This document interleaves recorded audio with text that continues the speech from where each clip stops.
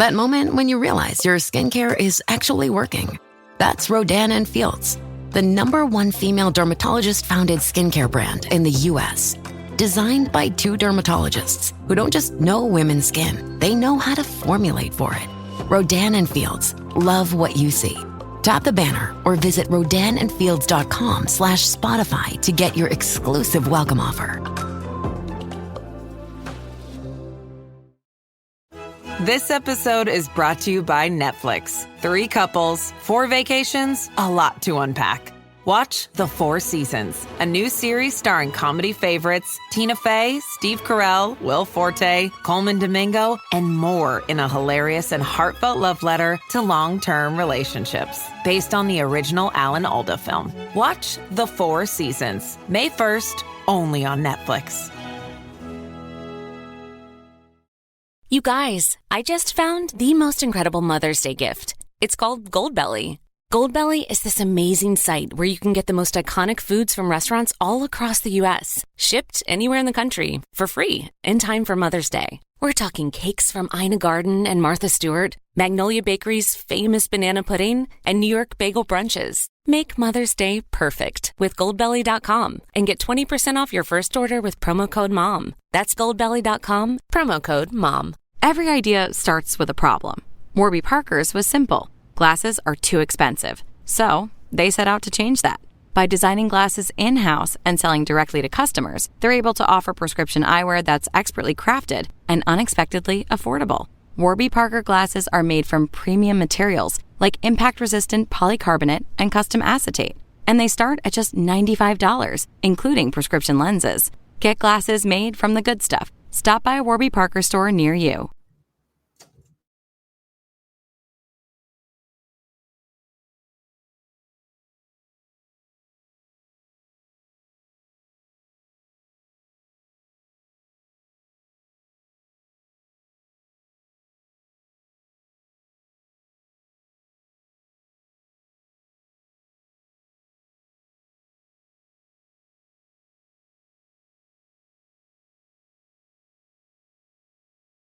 We'll do it live. Fuck it.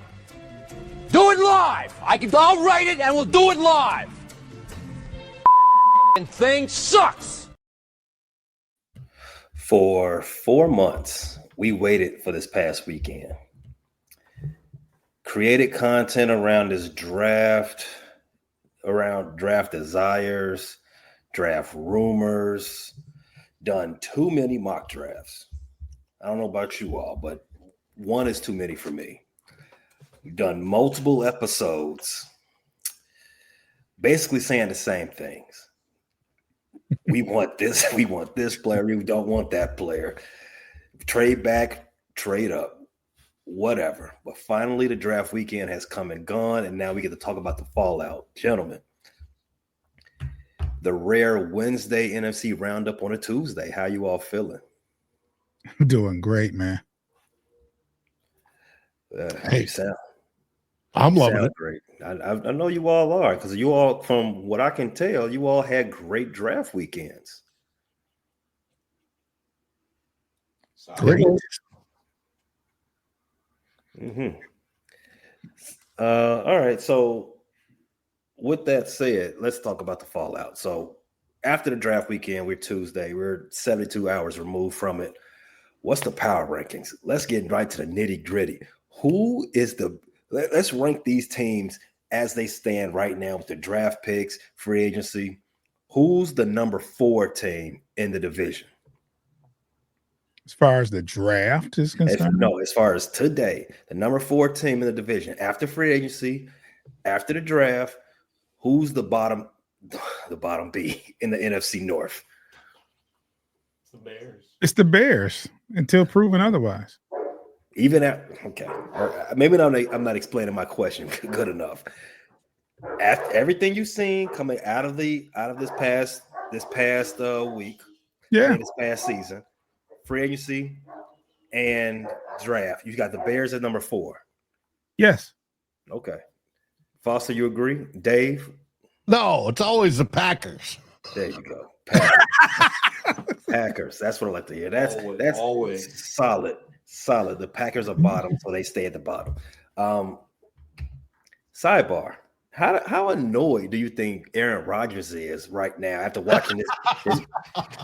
It's a good annoyance.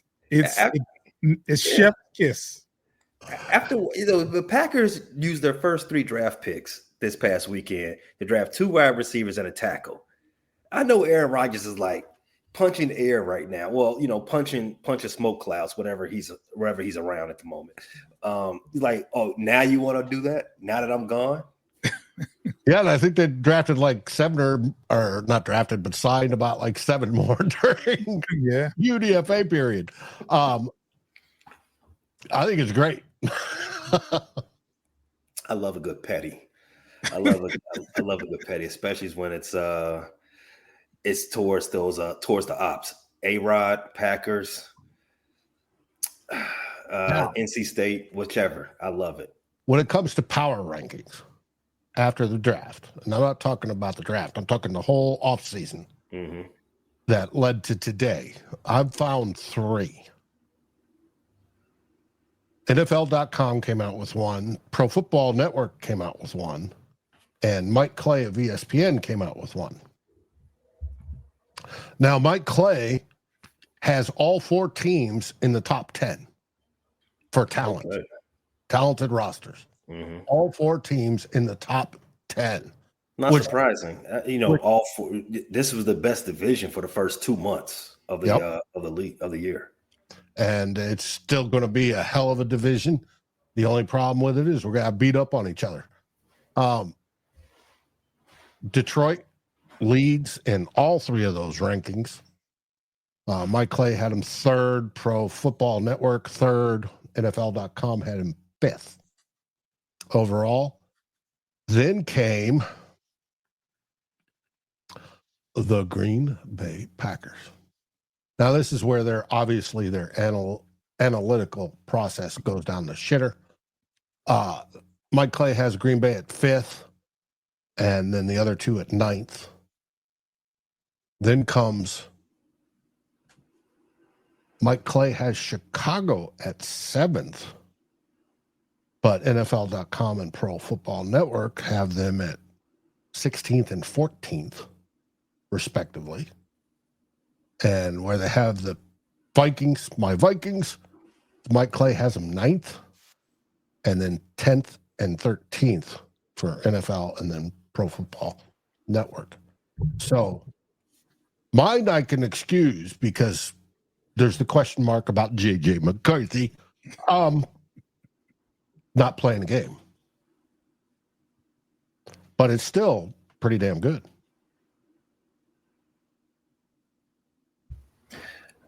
That's interesting. That you all say. I'm not going to debate those too much, but I do agree that the Bears, Packers, Vikings, and Lions should be at the head of the table as far as the upper half of the league. All right, so number 3 team of the power rankings of this division, we got to get consensus.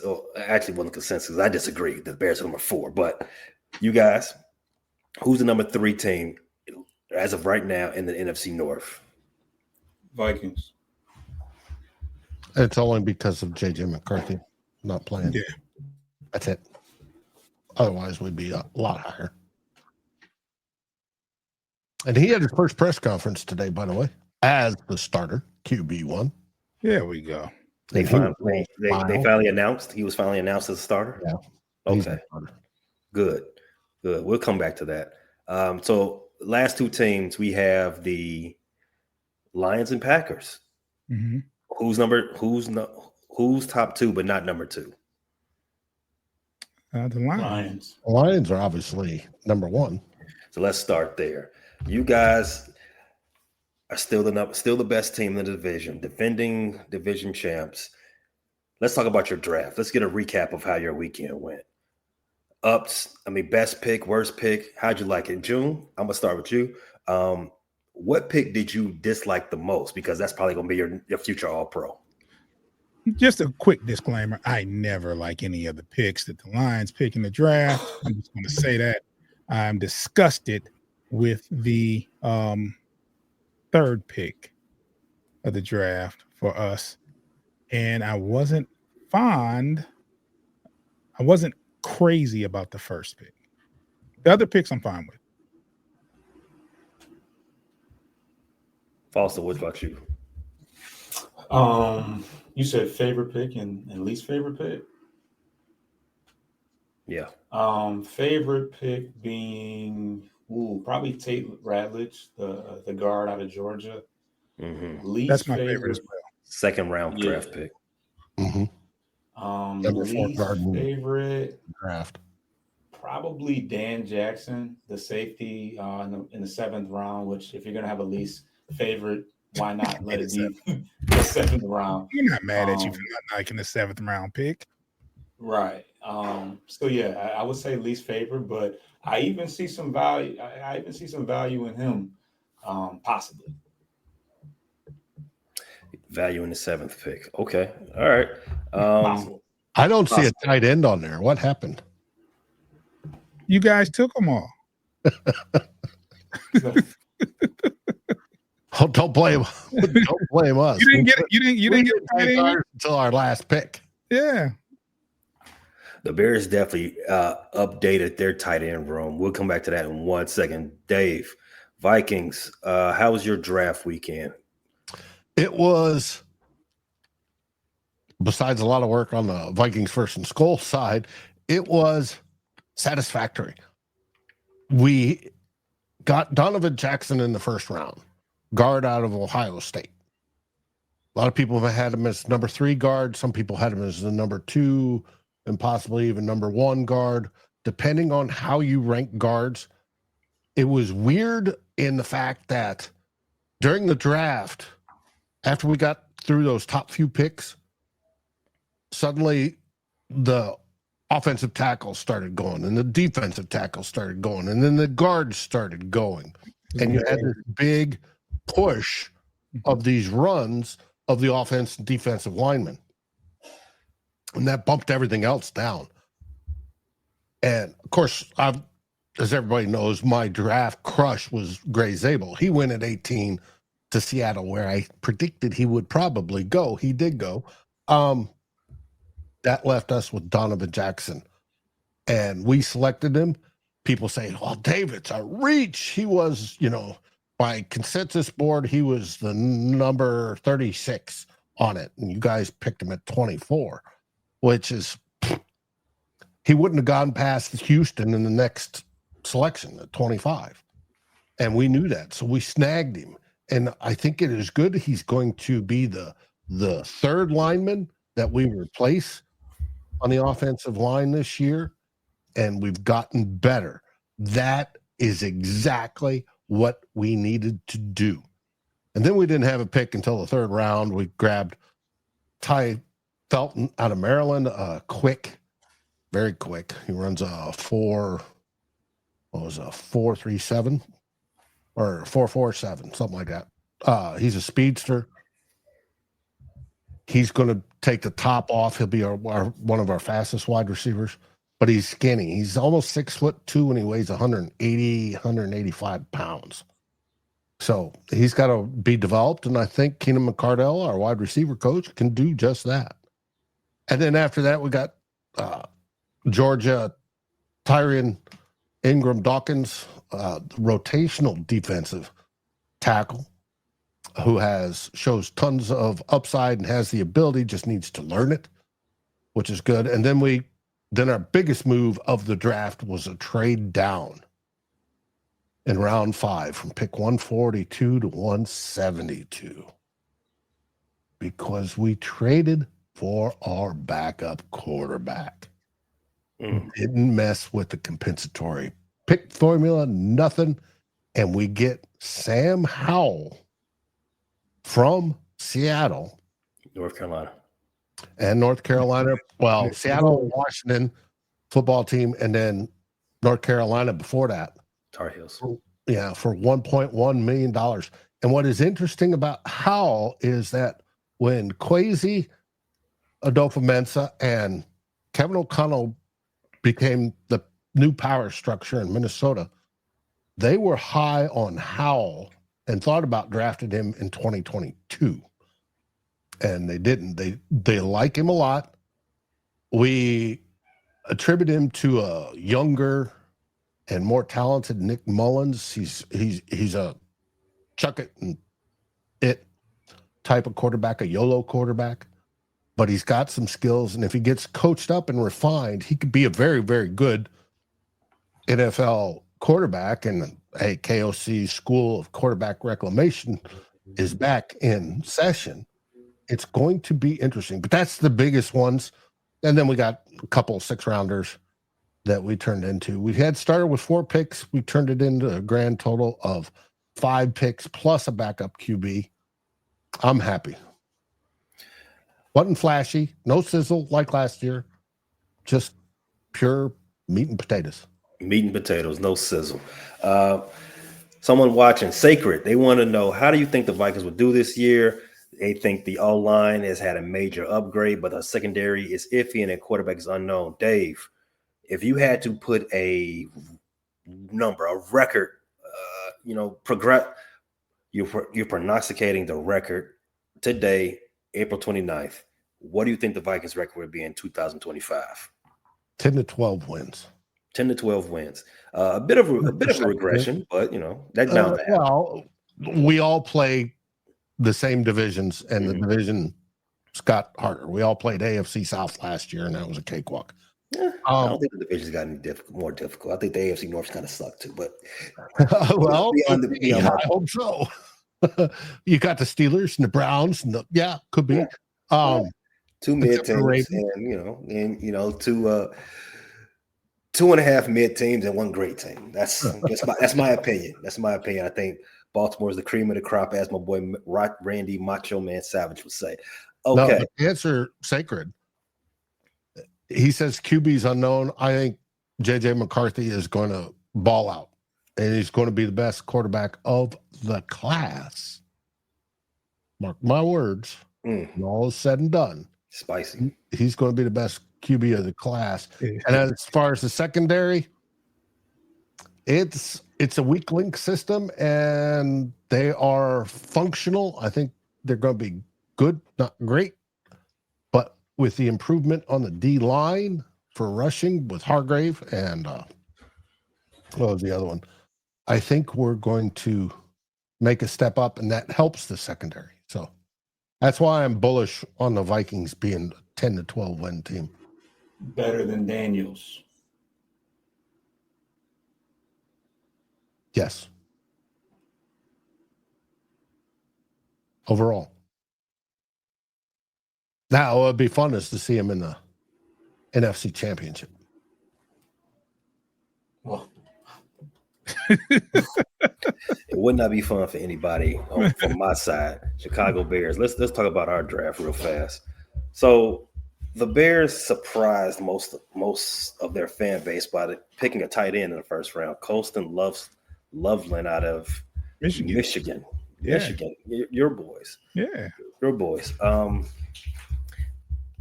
I was shocked, for one, because I thought the guy at the top of my draft board, Jalen Walker, was still there, sitting right there at 10, and the Bears didn't even go get him. I'm like, okay, they drafted a tight end that I think that we didn't even need. But after listening to most of the people, most people that are more aware of Loveland, they think that's it's a fantastic pick. People are saying he's a natural separator in route coverage. Great route runner, great pass catcher. Some people even call him a dog, and we need a lot of those in Chicago. We need more dudes and less guys. So if that's the case, then I am okay with that draft pick. After Colston Loveland, we've got my man Luther Burden, second round pick 39, wide receiver. I like this pick because he's probably the best wide receiver in the draft. You might want to say Isaiah Bond for some people, but Isaiah Bond tanked his own draft stock. You know why? But Luther Burden, he's one of 5 wide receivers ever to have a 1,200-yard season in his first two years in college.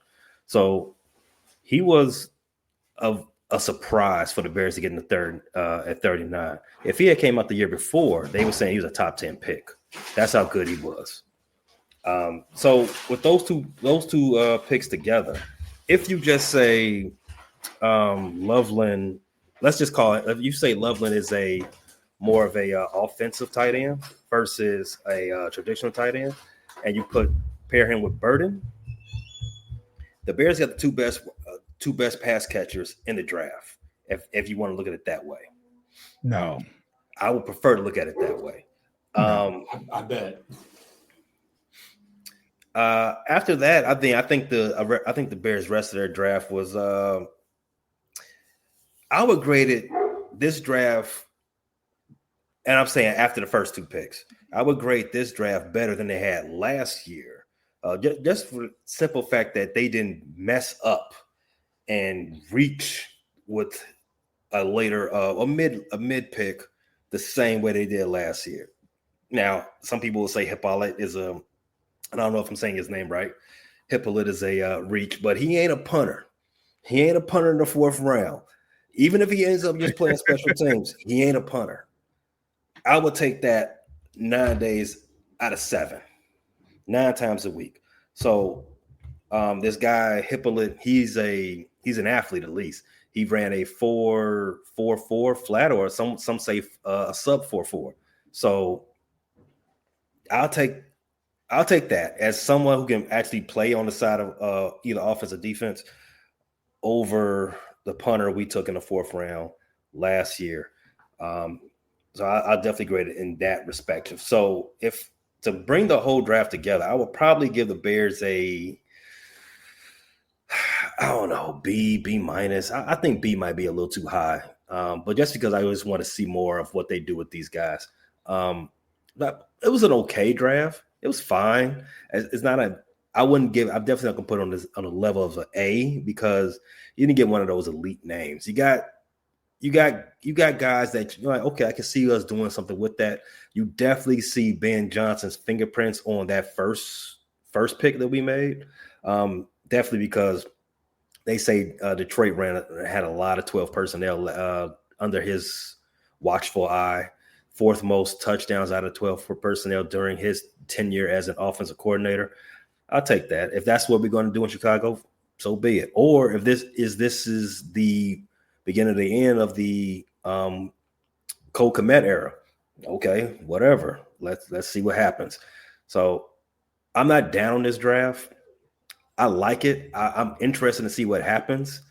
Let's check out and see how things go from that point. And to count on a comment here, my boy Nick, he's saying the Packers are such frauds. We got better wide receivers with a later pick. That's exactly what we did because we got the best wide receiver in the draft. And not only that, but their wide receiver and wide receiver 2 at Texas. Yeah, I agree. Nick. Also, FGB always. Again, 10 days out the week on that one. Some other comments. Let's go before we take our break. Let's highlight this. My boy Antoine Edwards. He's got a Lakers banner in his profile pic. And he wanted us to let us know that the 49ers had the best draft. Batting 0 for 2 there's, buddy. 0 for 2 on that one. Campo, what's going on, my man? Afton, always checking in. Tim Lyons. What up, Tim? All right. Tim Lyons also wants to let me know I'm being biased. Shame on me for liking what my team did this weekend. Shame on you. Now, we did question when Loveland was picked. Of course. I mean, because listen, and we'll talk about this a lot later. Mock drafts and things like that.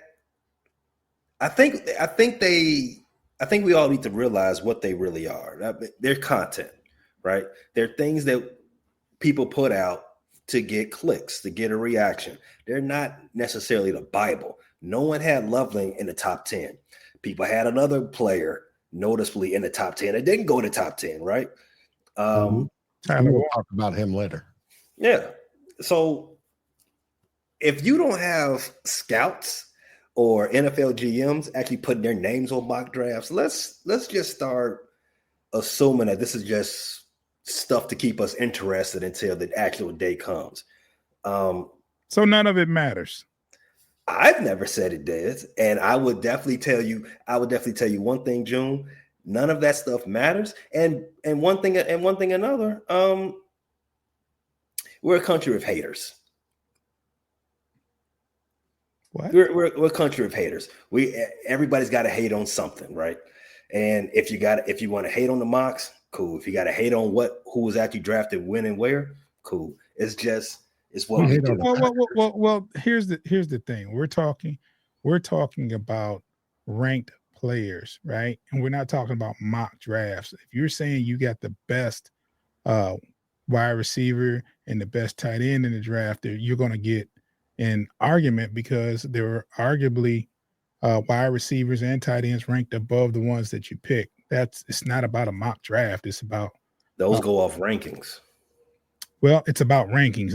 The mock drafts come from the rankings. The rankings trump any mock draft. So if you mean to tell me, because I saw where Tyler Warren was projected to go there, and I saw throughout the offseason that he was the number one rated tight end, and it had nothing to do with, because you can be the number one rated tight end, but the mock draft could be something totally different. You might not get drafted to the third round.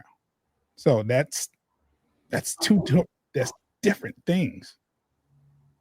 And I hate to say it, but Green Bay got the wide receiver I hate to see them get. I hate to see Green Bay get anything. Golden is cold. I hate it. I hate to see Green Bay get anything except an official deportation letter from ICE. Speaking of that, my boy Campo, by the way, Clay Matthews started the draft in the most rudest way possible. And that's exactly why they're going to end up fourth in the division. Just right there. Because their GMs don't know anything, their players are overrated, and their former players are dumb as hell. Let's take a break real fast. If you're watching live, stay right here. We'll be right back after a quick break. You're listening on audio. Definitely start checking us out live. But if you listen on audio, I appreciate it. We'll be right back on the other side of this break from these advertisers, and we will talk about some more draft coverage. Biggest story from draft weekend. Definitely want to get into that.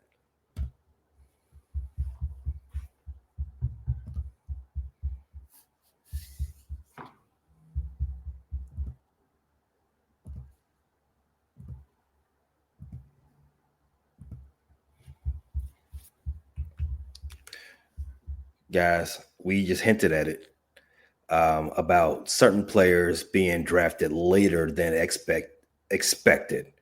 I think certain players being drafted later than expected, and a bunch of other stuff happening this draft weekend that caught a lot of people's eyes, hit the algorithm, and had everybody buzzing.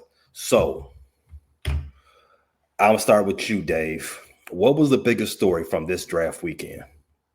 Well, first I want to recognize Polar Nights as a barber talking, noticing the beards. I'm having a frizz day because of the weather, but I appreciate it there, Polar Nights. The biggest story of the draft weekend was Shaduer's plummet down the board. I think plummet is I think that word doesn't even begin to explain what happened to Shaduer's weekend. But go on. He was, by most of the mocks, if you take the consensus board or boards, I go with Arif Hassan's from Wide Left. He's been doing it for ages. PFF uses him. A whole bunch of people do. He was ranked the second best quarterback in the draft behind Cam Ward. And it was expected that he would probably go third or fourth or fifth at the latest, top 10 at most. And yet he fell and he fell and he fell and he fell. And then all the stories start coming out. It was the bad interviews. It was the attitude. It was not given a homework assignment by a head coach and not doing it. It was all sorts of things that caused him to fall. It was Dion. It was the videos. It was all this and all that. He doesn't have the talent, didn't play a pro offense in college. Blah, blah, blah, blah, blah. Until he was finally drafted in the 5th round by the Cleveland Browns, who was forecasted to take him anyways in the 1st round. They got him in the 5th, so there's great value there if you go and buy value. And then we all saw their reaction video. And in it, Stefanski and their GM are doing this. I think Stefanski's blinking torture. It seemed to be Hassan, as in or Haslam, the owner's choice to draft him. Otherwise, he still may not be drafted. He may be an undrafted. I don't know, Dave. I'm sorry, but B. Foster. What do you think about that? What Dave just said there, the high value 5th round pick. Yeah, I mean, if you can get, he wasn't even the first quarterback the Browns took. So to get a guy that was projected to be quite a question whether or not he was possibly better than Cam Ward, to get him at 5, he's already sold the most jerseys amongst the most jerseys amongst rookie players. Like, that's the whole situation is something I've never seen before. It felt like a humiliation ritual, which was capped off by his number getting leaked by one of the front office guys. Like, that was all of that. Like, how does that happen? That very weird. Jeff Ulbrich, the defensive coordinator for the Atlanta Falcons, I believe, his son stole the number for Shaduer Sanders and prank called him like a little jerk that he is. But my thing is this: I don't get how you can say that. Oh yeah, he's going to have he can outperform his draft stock or his draft draft where he was drafted, being a 5th round draft pick. How could he outperform it unless your previous quarterback that you drafted underperforms? That is so you really drafted him for no reason if that's the case, right? I think that goes back to what you said, Dave. This is a owner directed selection, and to your point, B. Foster, I think they said the ratings for the draft day 2 and 3 were extremely high just watching Shaduer. So you can explain, so you can understand if the assumptions that Jimmy Haslam was the one who just decided, hey, I'm going to get this guy because he's box office. If they're selling jerseys left and right, hopefully they're buying them from the team site and not from the NFL.com site, because then they're not really getting the money on those jerseys that they would prefer. But in any case, if that was the whole point of it, then they're just going to keep him around, and so they can just keep feeding the cow. 5 quarterbacks in that room: Watson, Flacco, Shaduer, Gabriel, and Pickett, Kenny Pickett. They're not going to break camp with five quarterbacks. Obviously, Watson's going to pup, so he's not going to count. But who gets cut? Who do you all think? Who do you think is the guy who gets X'd off the island? Pickett. I mean, Flacco. That's if Shaduer actually shows to be competent and learn the plays and do everything, which he has some skill to do, it'll be Pickett. I mean, Flacco has at Maybe. least led them to a playoff before, right? Mm-hmm. Now, just think of Flacco. He's like, hey, I signed up for my retirement tour version 2. Why am I putting up with this BS? I got 2 rookies behind me. Now, you all think they just traded a 3rd round pick for Kenny Pickett. You think they're going to cut him? Yeah. Who knows? Maybe they cut the punter and they keep an extra quarterback. I don't. I mean, it is Cleveland, so I'm not going to give them too much credit for fantastic team management. I mean, they did give Deshaun Watson a blank check, so to speak. So, and that is Haslam's. He took credit for that. That's correct. That's correct. Well, at least we know one thing about Jimmy Haslam. He's going to let you know when he fucks up. Mm-hmm. Yeah, whether it be Flying J or quarterbacks, and there's been a slew of them. Yes. I just can't see Kenny Pickett. I think Kenny Pickett's stuck there for at least a year. I mean, they're gonna.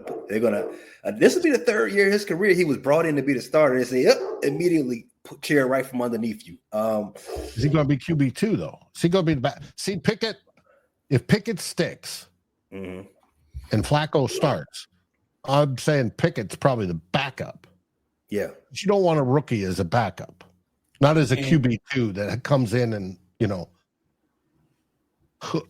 QB2's role is to help the QB1 during the week and then on the sideline.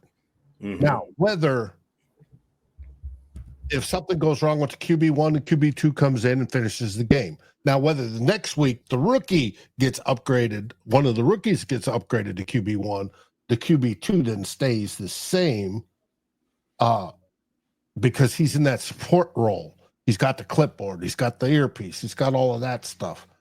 I would think because you don't want a rookie as the support guy because the rookies are basically untested and they can't give any advice. You need to. So Pickett right now to me is the better backup. If Flacco does indeed play up to his age or plays up to his skill level past and not up to his age. I think Flacco's the guy out.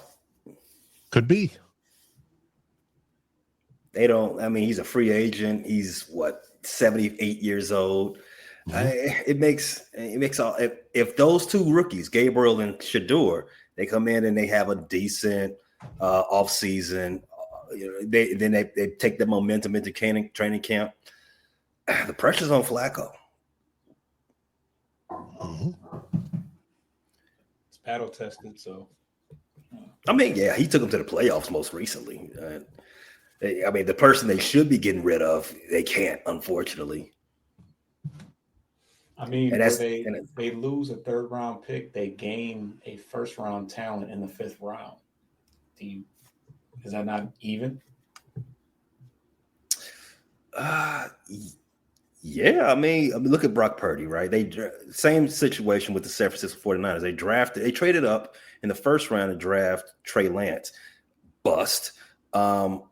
But they drafted Brock Purdy last pick of the seventh round, and he's about to be, extremely overpaid. So, I mean, it can work out. It can work out. Well, the question is if it works out. Yeah, if I definitely don't think Shaduer is a year one starter.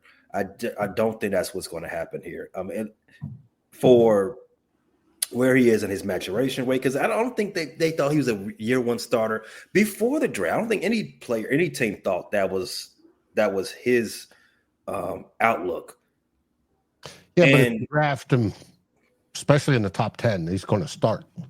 Oh yeah, definitely. But year one, I don't know. I think he needs a little bit more polish for that first, and for two, politics are going to play into this a lot.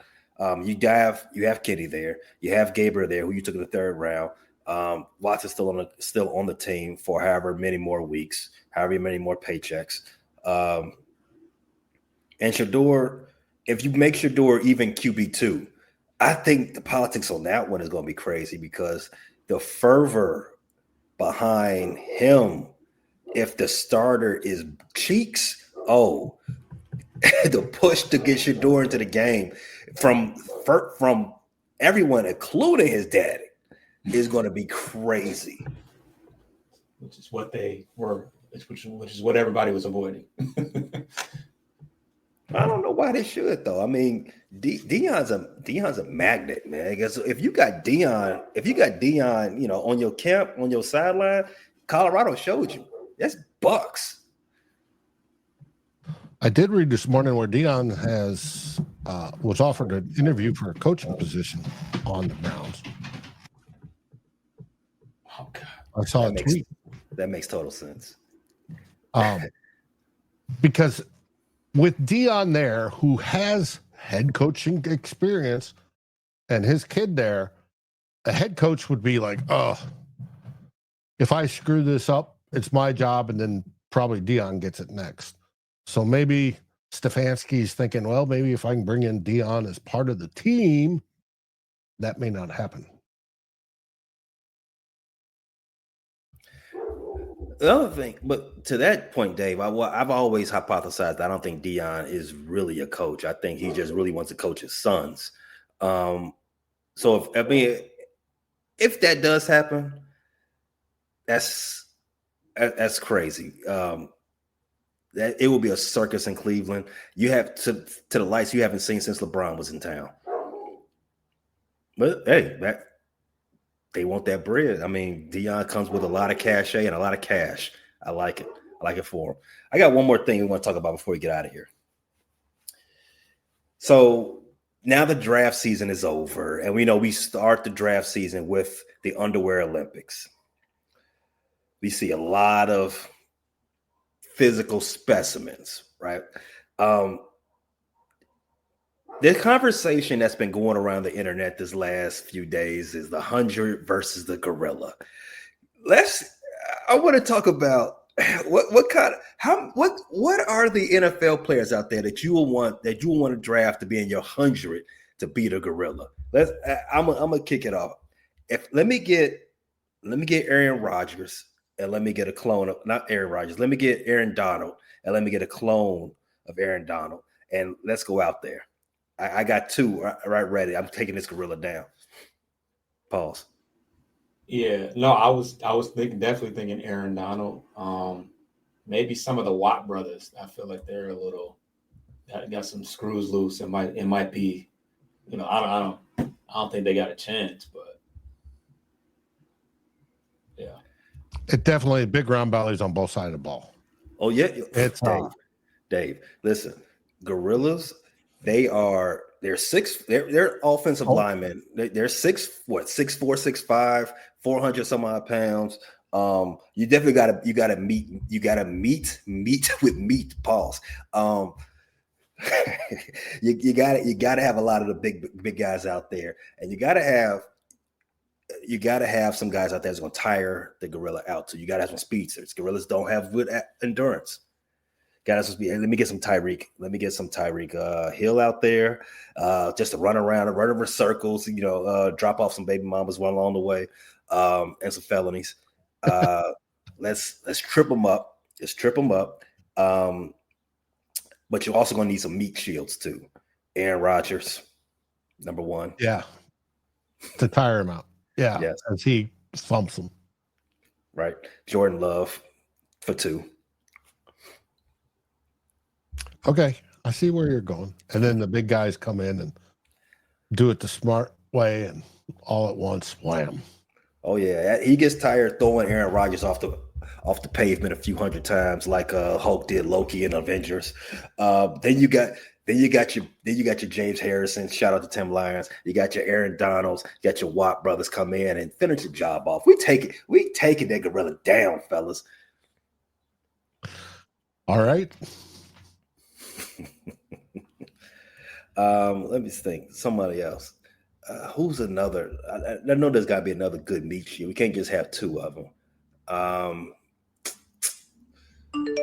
Who was that? That's a fine. Who was that coach? The former coach for the Packers. In fact, I take all their coaches. Holmgren on down because I hated Holmgren's mustache. Like, who does he think he is?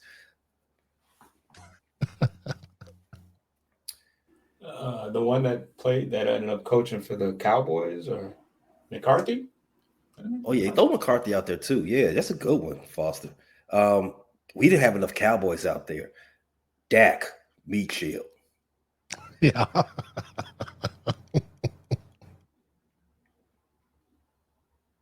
I'm for it. Terrell Owens, tire him out. Go run around. Go run around and say I love me some me. Uh-huh.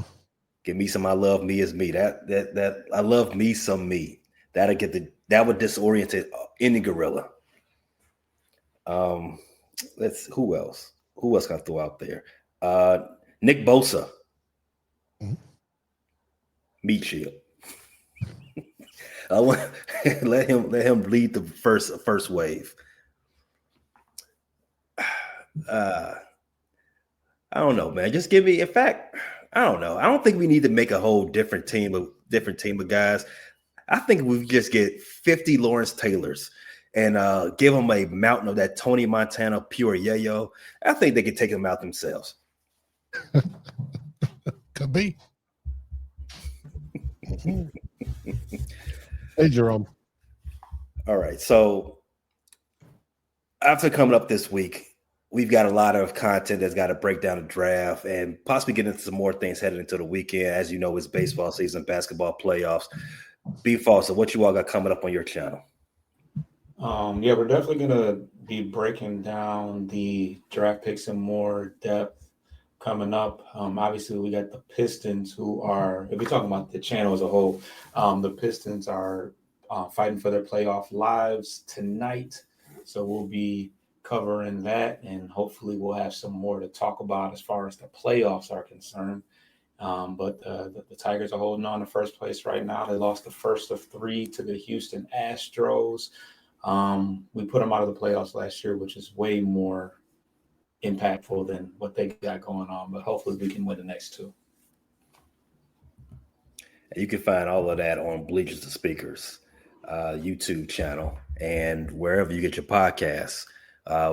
That you definitely want to follow that channel because this is where this show will be broadcast next week on Wednesday, 5 p.m. Eastern time. Bleachers to Speakers on YouTube.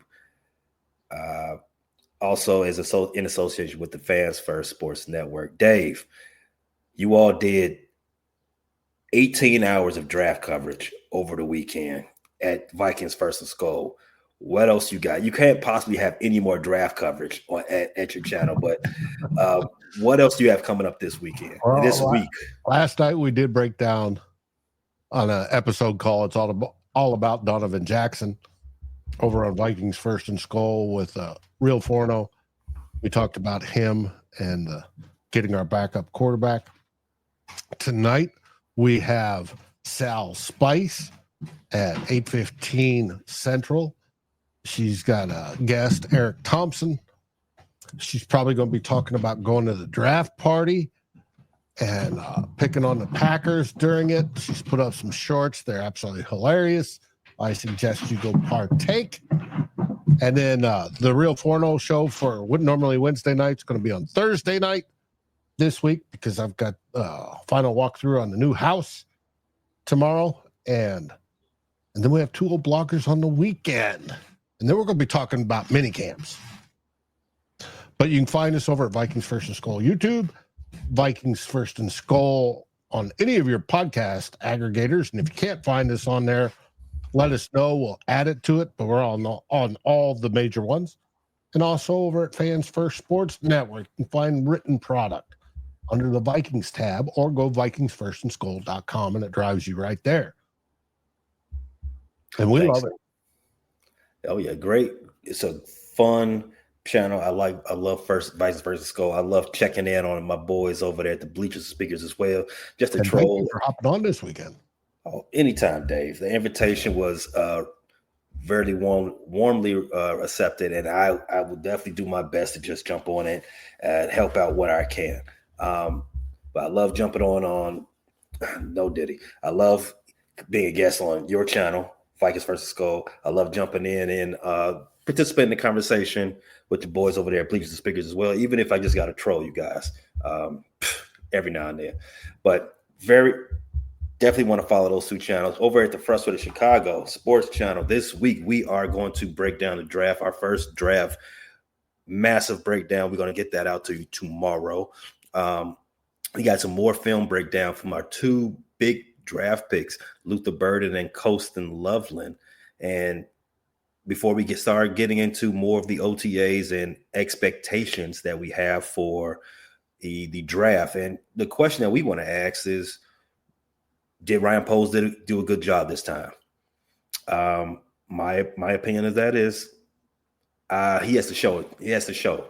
Ryan Poles hasn't drafted or acquired a Pro Bowler yet, and he's going into his fourth season. So before I even start giving him any flowers, I'm gonna need to see it before I believe it. You can check all of this out this week at the Frustrated Chicago Sports Fans channel. You see that on the scroll below. If you're listening, signed one though. No, he hasn't acquired a Pro Bowler yet. Really? Yet, Dave. The name of my channel is Frustrated Chicago Sports Fans. That surprises me. I mean, I was thinking the Vikings haven't drafted one yet, but we have acquired quite a few. One just signed an extension. Andrew Van Ginkel today. One of the most annoying defenders in the division. Got him locked up through 2027. That makes my day, Dave.